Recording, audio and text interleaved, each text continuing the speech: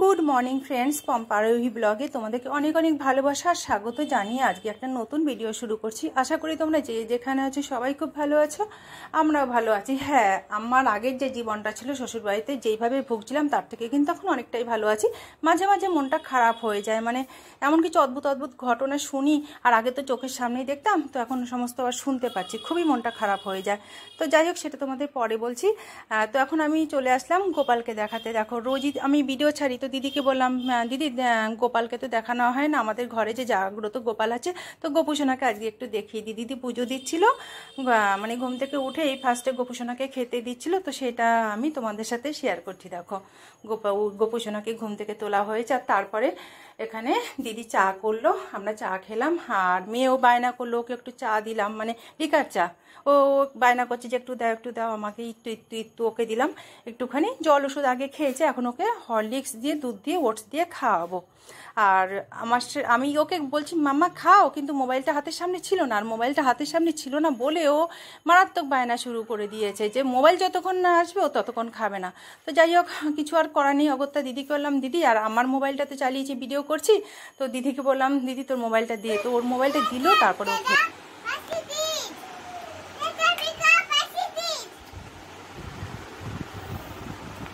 বলো দাদাকে, বলো দাদা ওঠো ওঠো দাদা।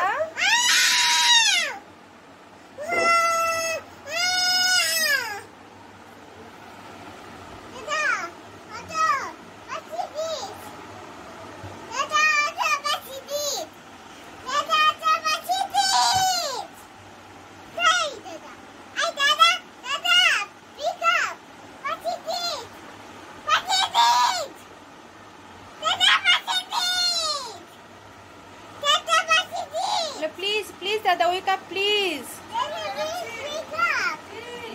দাদাকে টেনে ঘুম থেকে তুললো, দাদা এবার বাধ্য হয়ে ঘুম থেকে উঠে বোনকে কোলে নিল, নিয়ে এই যে বম্মার কাছে এসছে। ওর বম্মা তো চাটা খেয়ে এখানে বসে রয়েছে, আর আমার দিদি আর ছোট বোন গেল বাজারে। এই যে মামুনি আর দিদি এখানে। হ্যাঁ বল। টাকা দেয়নি, পয়সার ব্যাগ দিয়েছে। এই বাবা, টাকা দেয়নি, পয়সার ব্যাগ দিয়েছে। কালকে জামা কাপড়গুলো ঘরে ছিল, সেগুলো নিয়ে এখন আমি ছাদে মেলতে উঠছি। আর দিদি তো বাজারে গেছে ছোটো বোনকে নিয়ে। আর এখানে ছেলেকে হরলিক্স দিলাম, হরলিক্স আর বিস্কুট দিলাম, এখন কিছু টিফিন বানিয়ে দেবো। আর মেয়ে এই যে ঘোরাঘুরি করছে, গাছে থেকে ফুল ছিঁড়ছে আর খেলছে। এই যে চলো জামা কাপড়গুলো মেলে নিই, তারপর আবার দেখা হচ্ছে। মেয়েকে আমি খেলনাগুলো দিয়েছি, তুমি খেলা করো, কিন্তু ও না খেলেও বলছে খালি বারবার ছাদে যাবে। এবার আমি ঘরের মধ্যে কাজ করছি, বাসন টাসন ধুচ্ছি, এত খেলনা ওকে দেওয়া হয়েছে। এই দেখো এত খেলনা রয়েছে ওর, ও খেলা টালনা ওখানে ছুঁড়ে দরজার কাছে ছুঁড়ে ফেলে দিয়েছে, ফেলে দিয়ে দেখো কোথায় গিয়ে ঢুকেছে। ওই দেখো, ওই দেখো, মাদুরটা পেতে দিয়েছি, মাদুরের মধ্যে বসে তুমি খেলা করো, মাদুরের ভেতর ঢুকে বসেছে। দেখো কাণ্ড আমার মেয়ের। আর ছেলেকে হরলিক্স দিয়েছি আর বসে রয়েছে। খাও তাড়াতাড়ি হরলিক্সটা। এখন আমি বাসনগুলো সব মাজবো। এই যে চা খাওয়া হয়েছে সকালে, চায়ের বাসন আর কালকে রাতের বাসন ছিল, সব মেজে নিচ্ছি। তো এবার বাসন ধুতে ধুতে আমি তোমাদেরকে বলছি যে কেন আমার মন খারাপ। আমি তো 15 সেপ্টেম্বর ওই বাড়ি ছেড়ে চলে এসেছিলাম, আর তার দুদিনের মধ্যেই আমার ছেলের বাবা, মানে মিঠুন অধিকারী, হাজব্যান্ড বলতে আর ইচ্ছা করছে না, সে কি করেছে, আমি একটা শোকেস কিনেছিলাম ওই বাড়িতে, ঠিক আছে, পরবর্তীতে তোমাদেরকে আমি ধীরে ধীরে জানাবো কিভাবে আমি টাকা পেতাম তখন, হ্যাঁ, কোত্থেকে আমার হাতে টাকা আসতো। তো আমি শোকেস কিনেছিলাম, নিজের জামা কাপড় ছিল আমার, সেখানে নিজের টাকাতে কেনা ছিল কিছু, ও কিছুটা কখনো কখনো পুজোর সময় দিত, মিথ্যা কথা আমি বলবো না, ও দিত, আমি নিজেও কিনতাম, আমার বাপের বাড়ি থেকেও দিত। তো আমি তো এইভাবে তো চলে এসেছি, জিনিসপত্র তো পালিয়ে এসেছি, তোমরা জানো, ওদেরকে না জানিয়ে পালিয়ে এসেছি। সেই ক্ষেত্রে তো আর আমি জিনিসপত্র একদম গুছিয়ে সব কিছু, অত জিনিস নিয়ে তো আসা সম্ভব নয়। সব প্রায় বলতে গেলে আমার 80% জিনিসপত্র কিন্তু ওখানে ছিল। তো শোকেস আর জিনিসপত্র সব কি করেছে জানো, বিক্রি করে দিয়েছে। এই যে ছেলের জন্য চানাচুর মুড়ি, আর আমরা খাবো মুড়ি আর ওইখানে মিষ্টি। দিদি মিষ্টি এনে দিয়ে গেলো, দিদি বাজারে গেল, বলে মিষ্টি দিয়ে মুড়ি দিয়ে তোরা খা। তো যাই হোক, ওই সমস্ত জিনিস না আমাকে জিজ্ঞাসা না করে কাউকে দিয়ে দিয়েছে। ছেলেকে জিজ্ঞাসা করছিলাম, বাবু কি হয়েছে বলো তো আমার শোকেসের জিনিসপত্রগুলো। হ্যাঁ, জিনিসপত্র একদিনকে আনতে যাবো, ছেলেকে বলছিলাম, ছেলে বলছে কি আনতে যাবে, সব তো বাবা কাকে দিয়ে দিয়েছে। তো আমি তো জানি অত দামি দামি কাপড় শোকেস এমনি এমনি কাউকে দিয়ে দেবে, ওদের যা টাকার লোভ নিঘাত, কিন্তু ওগুলো বিক্রি করে দিয়েছে, সেটা আমি ভালো করেই বুঝতে পারছি। তো কি করে একটা মানুষ এরকম এতটা খারাপ হতে পারে ভাবো তো।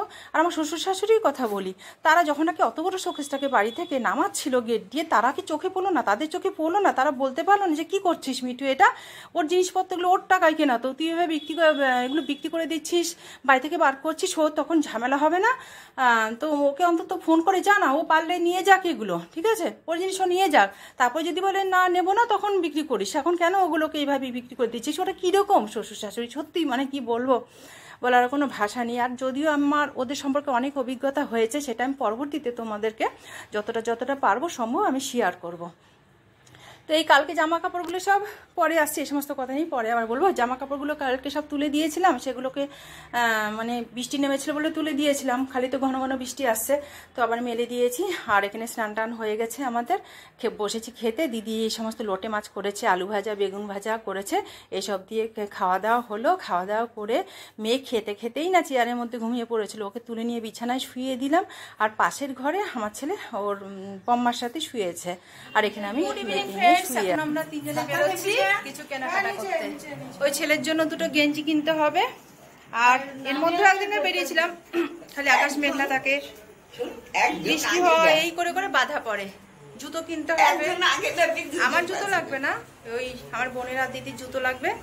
এই যে দিদার মামনি দাঁড়িয়ে আছে, বাচ্চাগুলোকে নেওয়া হচ্ছে না, না বাচ্চাগুলোকে এখন ডাকো। ছেলে কিছু না, ছেলে তো বড় হয়ে গেছে, শিয়ানো হয়ে গেছে, কিন্তু মেয়েটা দেখলেই চিৎকার করতো এখন, সেই জন্য লুকিয়ে লুকিয়ে বেরোতে হচ্ছে। এখন আমরা বেরিয়ে পড়ছি, এখন ওদেরকে নিচে ডাকা হবে, রান্নাঘরে রয়েছে ওপরে। হ্যাঁ ওদের ডেকে নাও, ম্যাগি করে দিয়েছি, ম্যাগি খাচ্ছে। এখন আমরা বেরোচ্ছি, তো চলো পরে আবার দেখা হচ্ছে। আমার ছেলের গেঞ্জি আর দিদি আর বোনের জুতো কিনবার জন্য আমরা চলে এসেছি মোল্লার গেটে। আর এখানে না রথের মেলাটা খুব বড়ভাবে হয়, তো রথটাকে দেখো রাস্তার সাইডে রেখে দেওয়া রয়েছে, কত সুন্দর লাগছে, ভালো লাগছে। আর মেলাতে যদি আসতে পারতাম কোনোদিনও আরও কত ভালো লাগতো, তখন তো আরও কত সুন্দর করে সাজানো হয়। আর দুর্গাপুজোর জন্য এখানে রাস্তা কত সুন্দর করে লাইট দিয়ে সাজানো হয়েছে দেখো। তো ছেলের জন্য ভালো টি শার্ট পাওয়া গেছে, কিন্তু আমার দিদি আর বোনের জুতোটা কিটো জুতো কিনবে ওরা, সেটা আর ভালোভাবে পাওয়া গেল না, তার জন্য আবার কালকে বেরোতে হবে। তো বাড়িতে আমরা চলে এসেছি শুধুমাত্র গেঞ্জি কিনে। না তুমি খাও, আচ্ছা আচ্ছা আমায় দাও,